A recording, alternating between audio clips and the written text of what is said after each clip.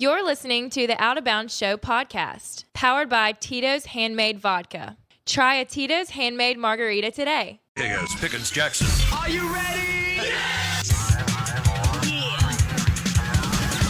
Now live from the Whiskey 61 Lounge inside the Bank Plus studio. You are listening to Mississippi's #1 sports talk show, The Out of Bounds Show with Bo Bounds. Streaming worldwide live on the Out of Bounds radio app and on your radio at ESPN 105.9.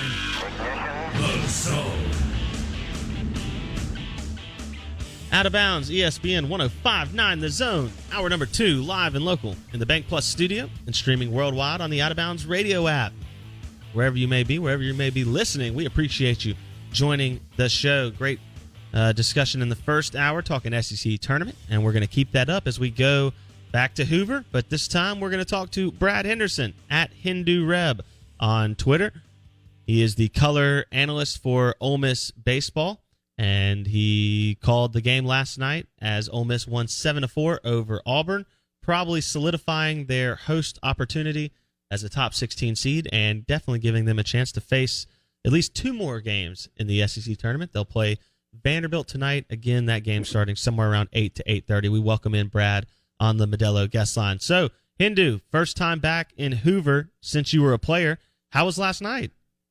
Yeah, it was incredible. Had a chance to get out there early and went to the RV park to see some friends who were here in town for the week. And, number one, it's just good to be back, because of COVID last year, we didn't get this opportunity. And, the excitement, the quality of baseball, it's something special here in Hoover.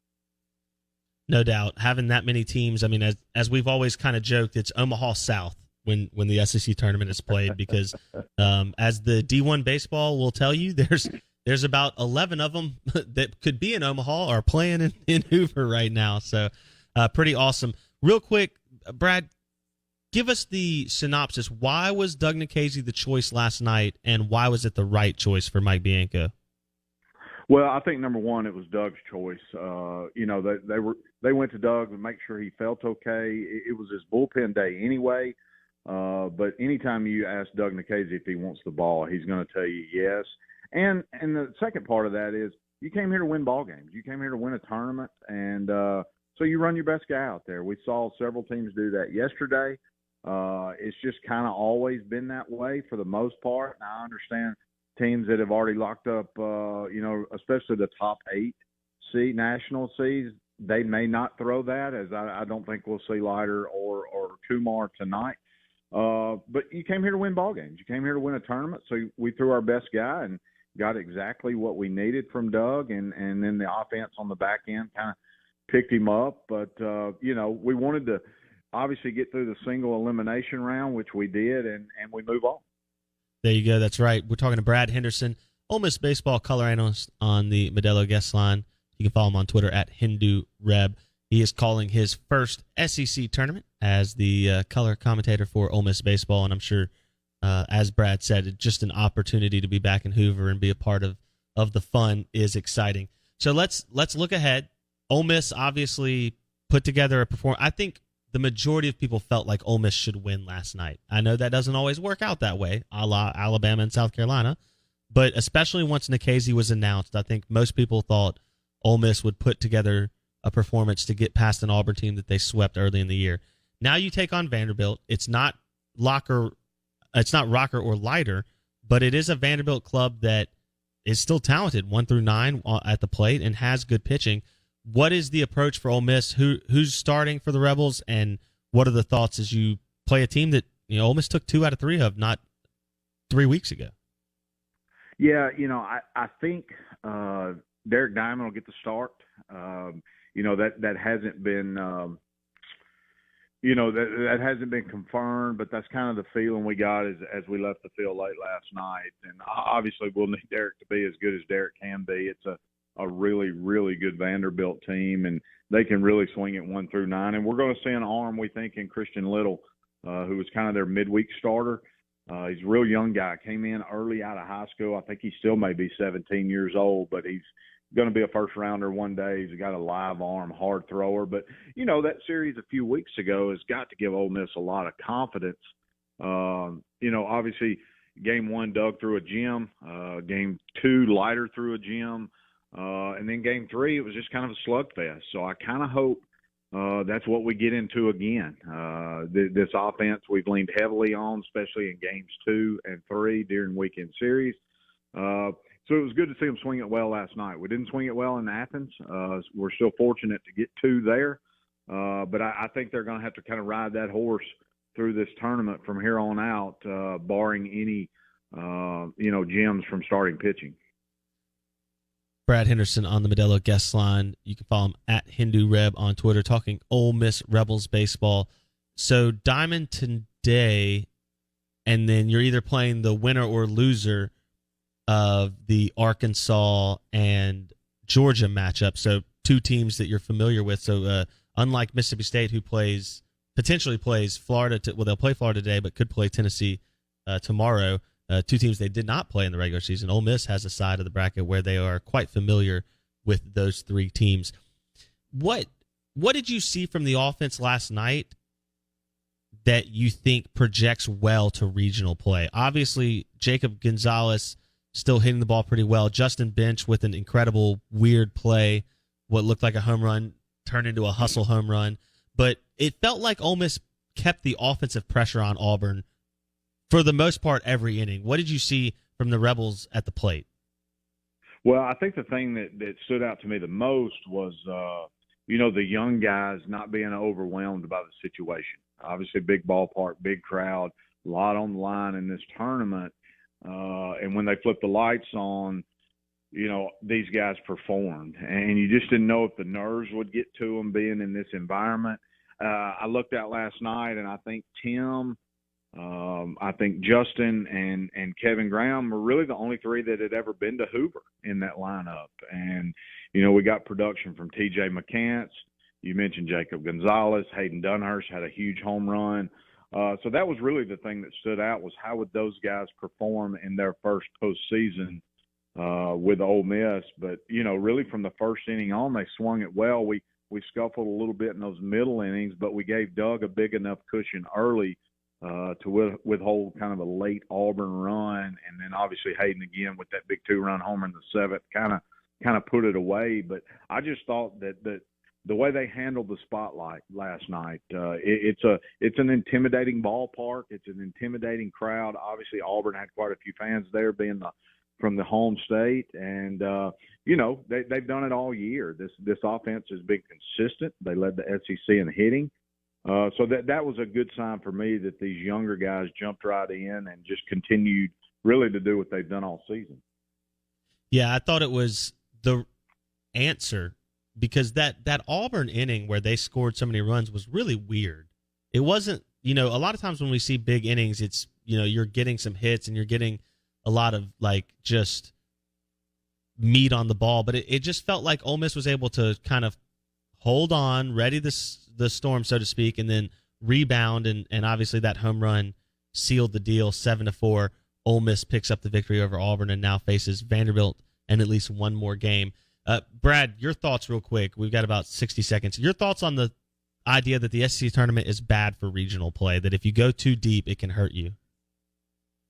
I don't necessarily agree with that because it's going to end on Sunday, and, yeah, there may be a quicker turnaround. But, at the end of the day, you're still talking about the 18 to 21-year-old kids whose bodies can handle it.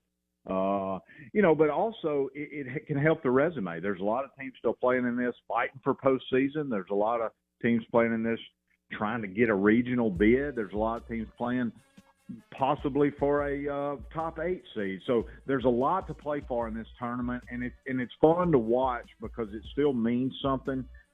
People really don't throw off in this tournament just to save themselves for the postseason. So the stakes are still really high. Absolutely. Brad Henderson on the Modelo guest line. You can listen to him tonight as they call the Vanderbilt Ole Miss game, hopefully starting somewhere around 8 o'clock, but we'll see. Brad, we appreciate you getting up early for us this morning. Thanks, and we'll talk to you next week. You bet, Blake. Appreciate it, my friend.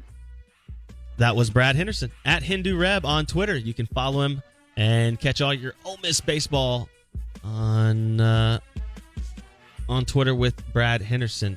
Out of Bounds, ESPN 105.9 The Zone. Coming up, we've got another guest at 8:30. Can't wait to tell you about. And the text line popping on a Wednesday morning. We'll see you in just a minute. You're listening to the Out of Bounds Show podcast powered by the Sportsbook at Golden Moon Casino at the Pearl River Resort. To get in on the action, visit Golden Moon Casino today.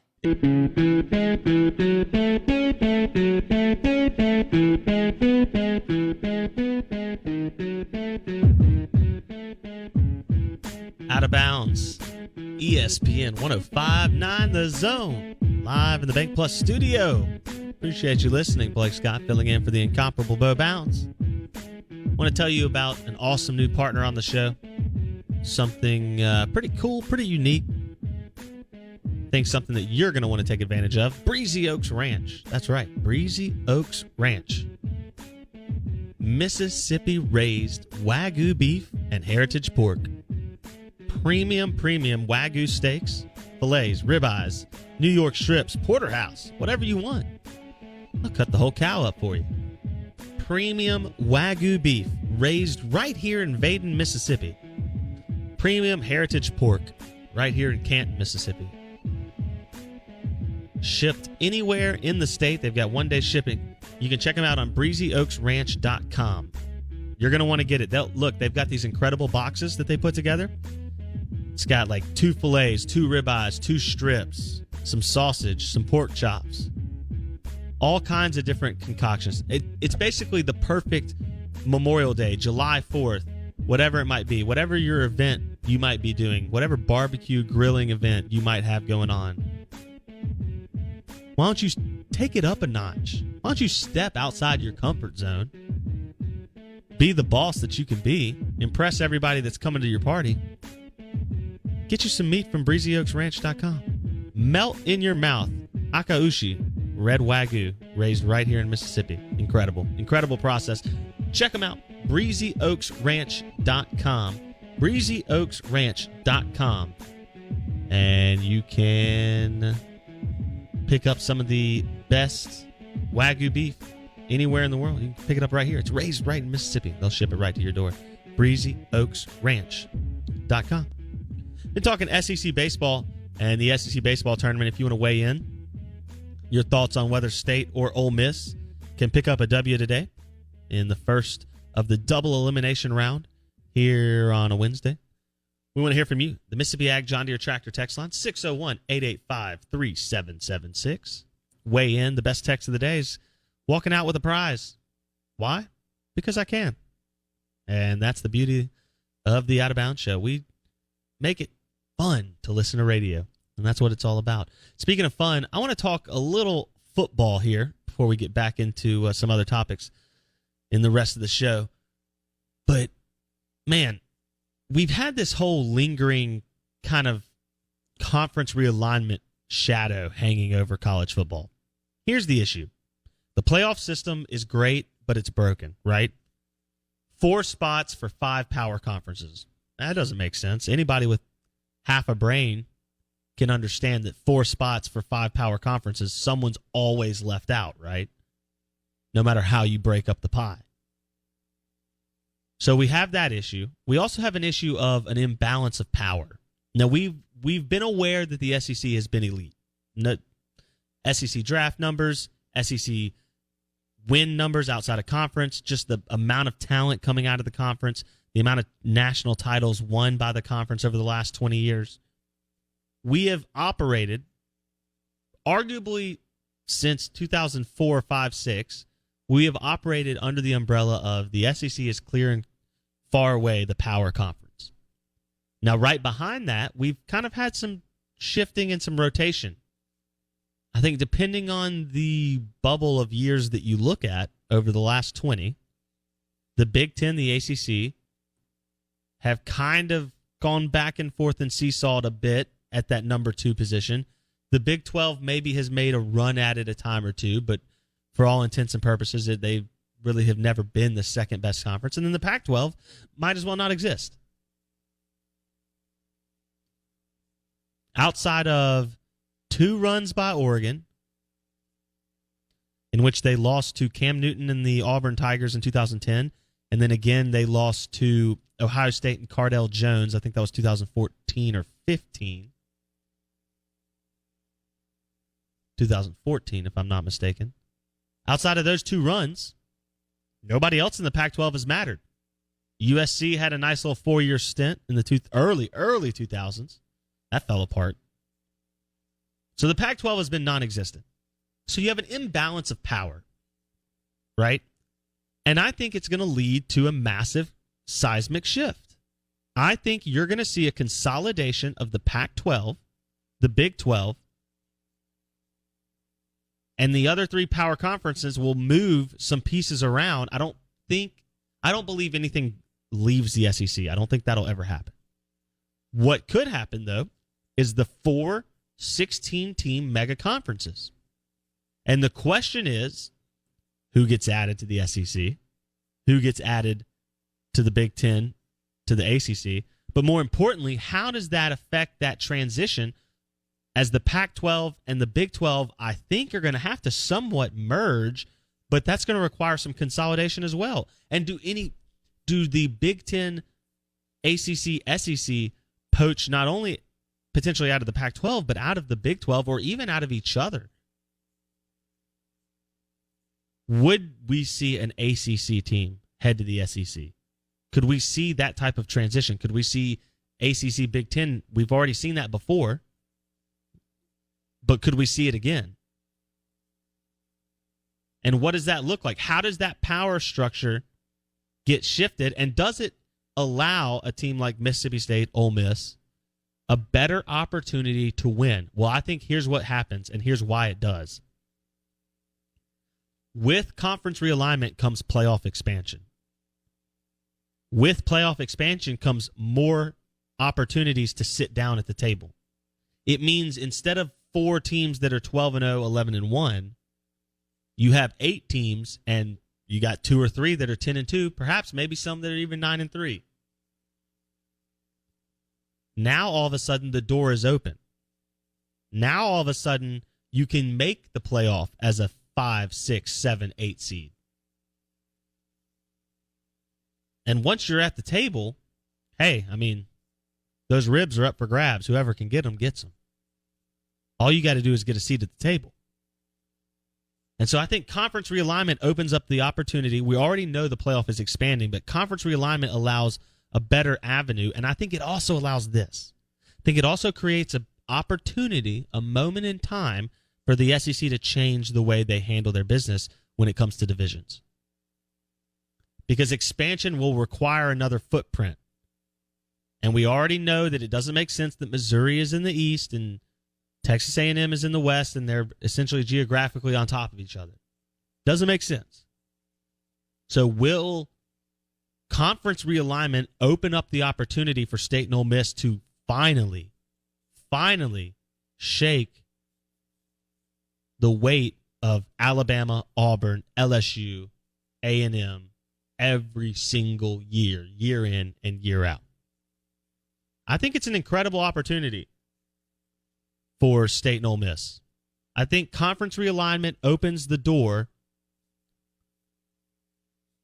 for State and Ole Miss with the right formula. I get it's not going to be every season. It's going to be once every 6, 8 years maybe. But when you get the right quarterback and you get the right formula and those classes line up, you finally, you kind of get that junior, senior loading opportunity once every 4 or 5 years. That lines up with the right coach and the right quarterback. You have an opportunity. You have an opportunity to find yourself on the national stage come January. And I think that's pretty awesome. Out of Bounds, ESPN 105.9 The Zone. Talking a little SEC football and, of course, the SEC baseball tournament as Mississippi State is just an hour away from first pitch, 9:30 on the SEC Network. And Ole Miss set to play Vanderbilt tonight around 8:15, 8:30 p.m. Game started somewhat on time last night, so that was good.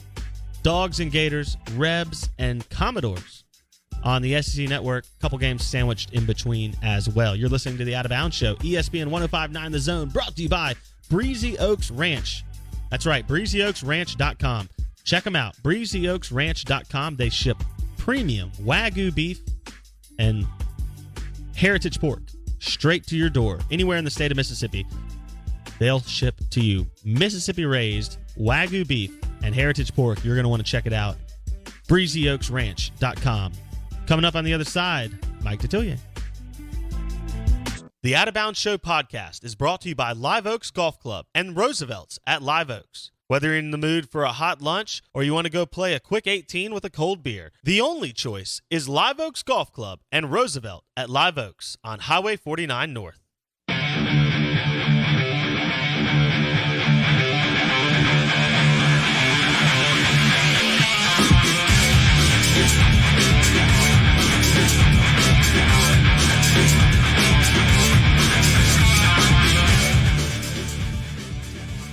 All right, cool. We'll have Detillier here in just a second. The SEC Insider Hit this morning is brought to you by Havana Smoke Shop. Premium cigars for the weekend. Well, not just the weekend, but Havana, I-55 North, Frontage Road, and Havana Smoke Shop right across from Shaggy's at the Reservoir, right? Perdomos, Olivas, Fuentes, Liga Privadas, La Flor Dominicanas. Just awesome selection of cigars. Havana Smoke Shop, 2 locations in the metro area. Havana Smoke Shop. The show is also brought to you by Went McGee, the Mortgage Man. MortgageManMS.com. MortgageManMS.com. Went McGee, the Mortgage Man. MortgageManMS.com. We'll go to the Modelo guest line and welcome in our friend Mike Detillier, WWL Radio TV New Orleans. Mike joins us on the Modelo guest line, and we were talking Aaron Rodgers earlier today, and Aaron Rodgers just did an interview with Kenny Mayne with ESPN as Kenny Mayne heads out of ESPN. Great talent, by the way. And Aaron's just not holding back. You know, he's frustrated.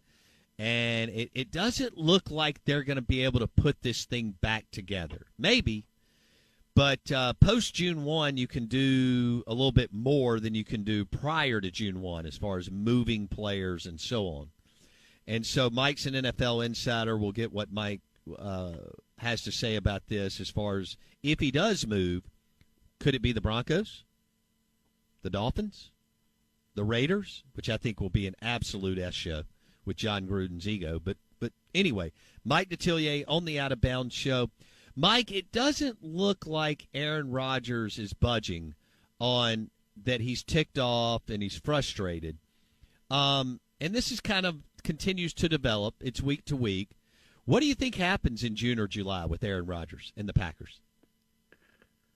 Okay, I put myself in the position of the Packers GM and president and said, what's going to give me the best chance to win this year?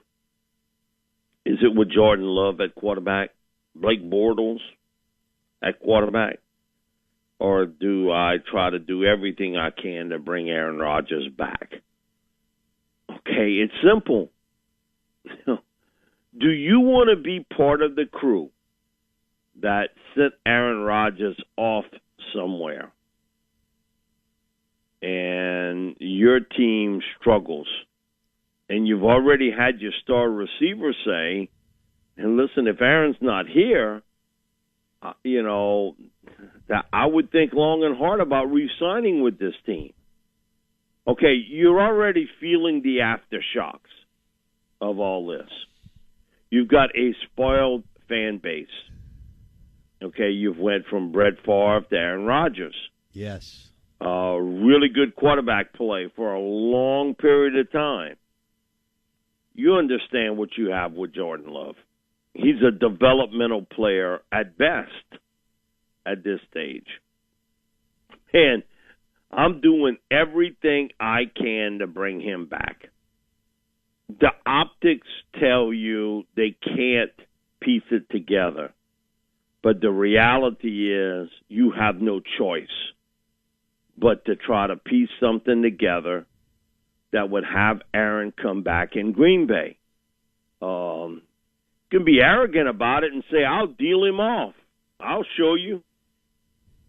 And then what happens when you 6 wins and 11 losses or 5-12? What do you do then?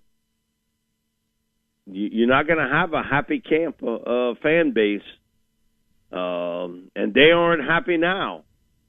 And so you've got a situation here where in doing shows in Green Bay, I can tell you, the fan base there is 80-20 Aaron Rodgers. And what happens when you lose the other 20? When you're going to see Jordan Love out on the field? Hey. I'm just telling you, it's easy to say deal him off. You know. But, man, you got to wake up every morning and stare in that mirror and say, yeah, I was a tough guy. I showed him. I dealt him off.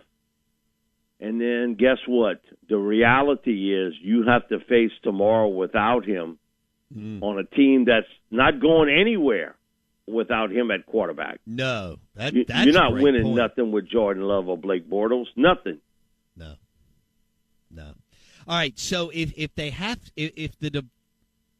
the divorce is inevitable and this thing's going to go down in June or July, we're visiting with Mike Detillier, NFL insider on the Modelo guest line. If this is going to happen and you're the Packers, Mike, do you try to get – I mean, Denver sounds awesome, but you're not getting a good quarterback or what you think may be a good quarterback back. If you do something with the Raiders, you could get Derek Carr. Okay. Could live with that, maybe put that together, maybe go 10-6. If you do something with the Dolphins, maybe you could go 9-7, maybe 10-6 with Tua, although we're not convinced that he's an NFL QB. But so how do you see that playing out, Mike? I see Aaron Rodgers staying in Green Bay. Okay. Again, we can throw out a lot of scenarios, and Denver could probably give up the most amount of capital to acquire him. But what does it help me in 2021? Because that's how I'm going to get measured, and what happens in 2021. And, okay, you can say, oh, well, they'll give me, 2 first-round picks, so forth and so on. Put Aaron Rodgers on that Denver team. Where are you picking in round 1?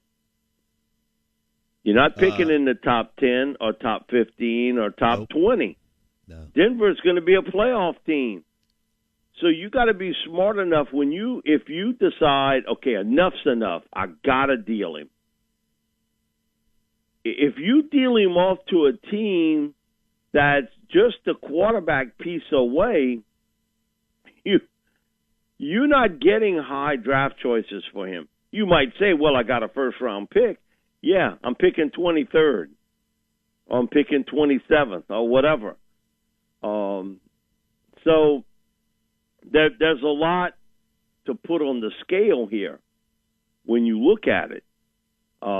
I don't think the Raiders I've heard that, but I can't believe that at this stage. Because I think that they're going to roll with Carr for this year with Gruden. Even though he's never satisfied with anybody at quarterback. And he'll never be satisfied with anyone. Right. Because that's part of the problem with him. Okay, he's really the offensive coordinator and throwing all the stuff defensively to someone else because that's not his forte. And that's the problem with the Raiders. It's not that they can't score, it's they can't stop anyone. But he doesn't have the mindset to understand that today because he's so hard-headed about, I'm going to beat you offensively. Okay, that's great. And you're going to be entertaining if you can average 30 points a game. But if you're giving up 34, you're losing. So you win one, you lose one when you start to get into these shootouts. And so I think if it's any team, I think it's Denver or nothing at this stage. You turn down situations to deal him to the Rams, excuse me, and to the 49ers before the draft. Before the Rams traded for Stafford, that first phone call was to Green Bay about Aaron, and you turned it down. Knowing what was going on, you turned down the 49ers when they called. So now, all of a sudden, you're going to want to make a deal? It's not going to happen. Just not. And if you make a deal, it's going to be a bad one for you, not a good one. The other team's got the advantage. And if it's Denver, they got a major advantage.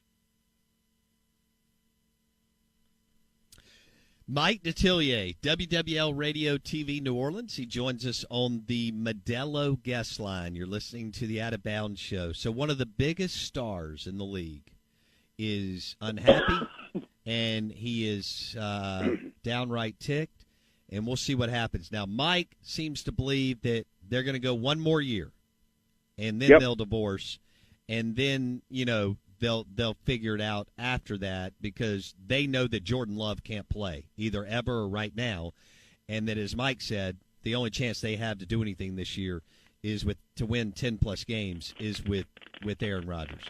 Now, Julio Jones is a different story. That's a different story, because I think that's going to happen. Okay. I think that deal with whoever or whomever is going to occur. You're not going to get a first-round pick in return. I know you can ask for it, but you're not getting anything close to that. You'd be very lucky at this stage to get a team to give you a second-round pick for Julio. But I don't see him returning to Atlanta.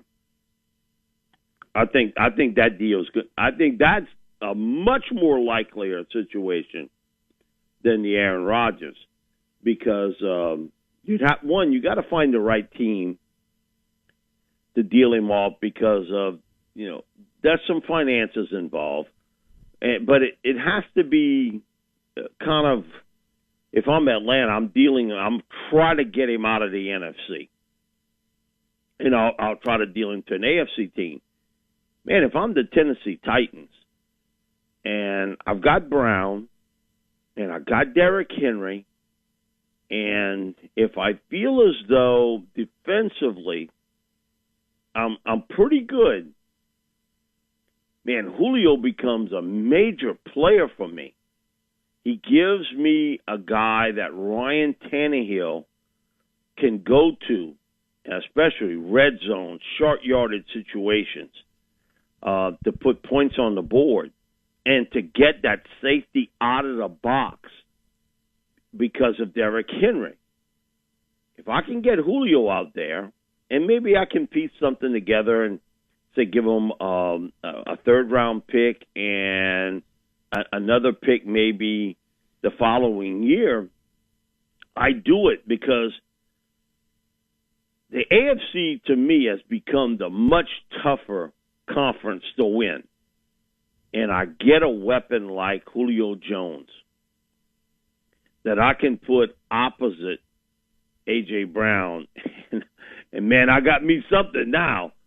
Unless you want to line up and you want to put a guy in the box, okay, put that safety in the box. Now I got two receivers that can get downfield. And it would make it an interesting show for 2021 for the Tennessee Titans, if you could peel that off and get Julio Jones. So, and John Robinson's been a guy that's taken a chance. Look what he did to get Jadeveon Clowney, who did squat, nothing, with the Titans a year ago. He did virtually nothing. His first-round picks last couple of years, one of them is completely out of the NFL. 1 year past being picked in round one. And, he took a real gamble this year in picking a corner who's had 2 back injuries that has required surgery. Man, if you're going to be that risky, why not try to make this deal for Julio Jones? Okay, and if Julio goes to the Titans, man, that makes A.J. Brown even better, which is pretty awesome. And well, he ain't going to see a lot of double-team coverage for a while. He might see it every once in a while, but it won't be full-time. And so I'm telling you that for me, if I'm Robinson, I try to make that deal. I know John's actually started. He was going to be a coach, and his coaching career started about 10 minutes from where I live today at Nicholls State University. He was the linebackers coach there. Came in as a GA and then became full-time linebackers coach. And then I remember one day him telling me, hey, guess what? I got a chance. I'm going to be a scout for the New England Patriots. And he left. That started his scouting career. But he was a coach here. It started his coaching career. But he's a guy I think that'd be willing to do that.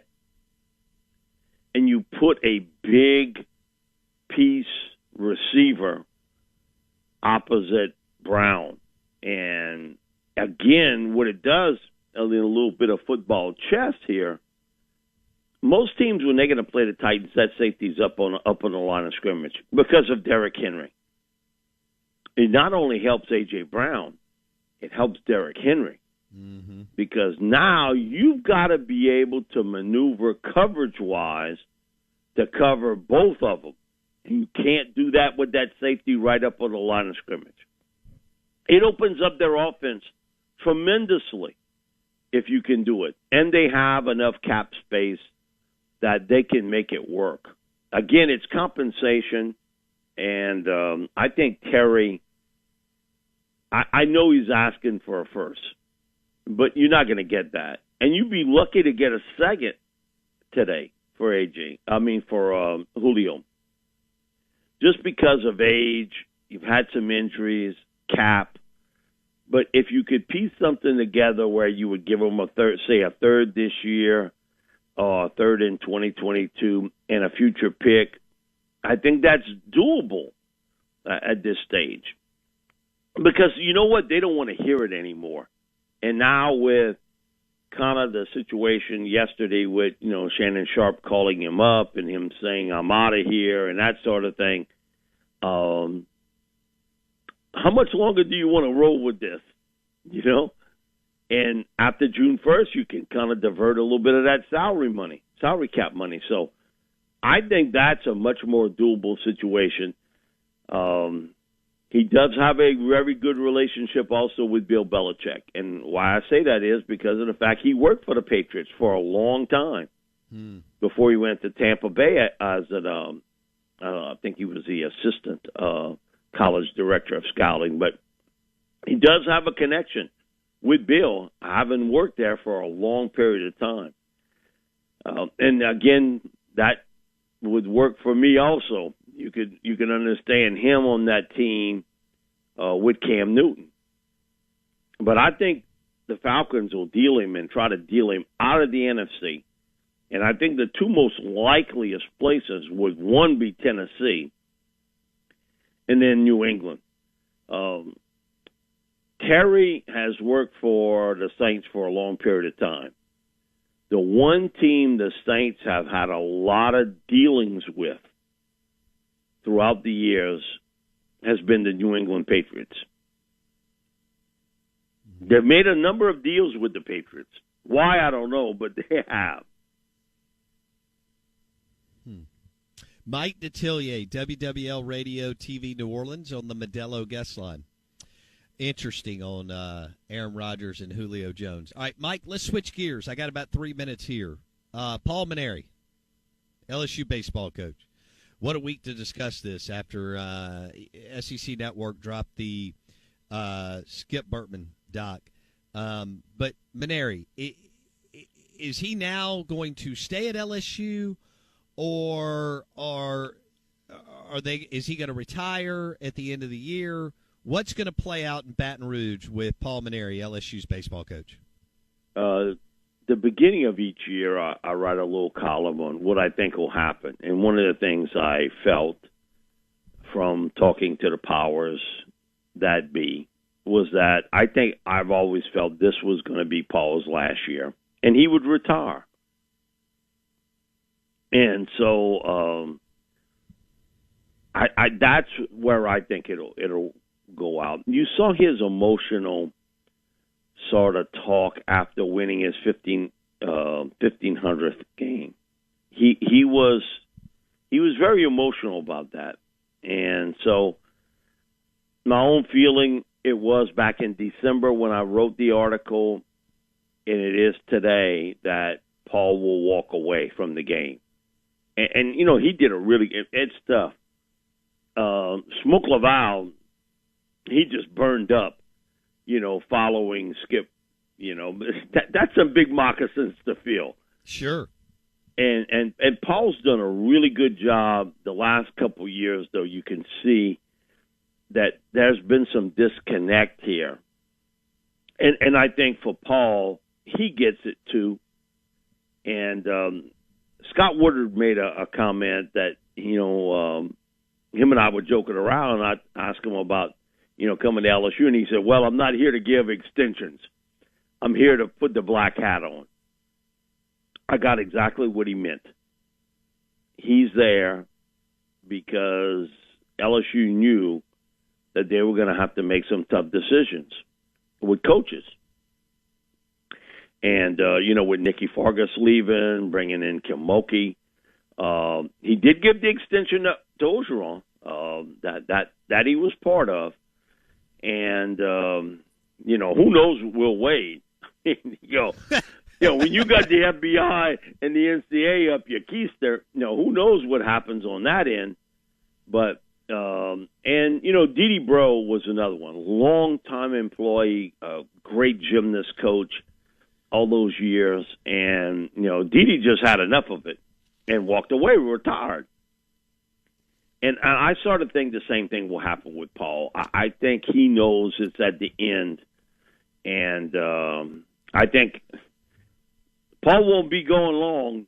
They'll have a new baseball coach real quick. That they know that what they've sunk into that baseball program, facility-wise, everything else, that baseball really matters here in a huge way.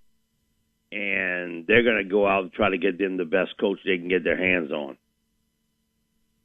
All right, so I don't think O'Sullivan's leaving Florida. I've only got 30 seconds to a minute. I don't think O'Sullivan's leaving Florida. Real quick, do you, and if not, who do you think it may be? The Tennessee coach, Batallo, or what? I think he'd certainly be on a very short list of coaches that they would have a tremendous interest in. But the one thing with Scott, his lists are always short for whatever. He knows who he wants, and he's going to throw everything he has to go get it. So me to throw names out, I'd probably be bad doing it. But I do know one thing with him. He's always told me, I'm prepared when those moments happen. And I think as soon as Manieri would retire, it wouldn't be more than 72 hours. That new coach is right there. Okay. We'll leave it there. Mike Detillier, at Mike Detillier on Twitter, WWL Radio, TV New Orleans, joined us on the Modelo guest line. Mike, thank you, buddy. Take care. Thank you, bud. Awesome. That was fun. Man, 2 home run interviews today on Aaron Rodgers and the Packers in the NFL, and we mixed in a couple other things. Dak, Paul Manieri, good show. Hour number 3 coming up. Out of Bounds, 105.9 The Zone, ESPN.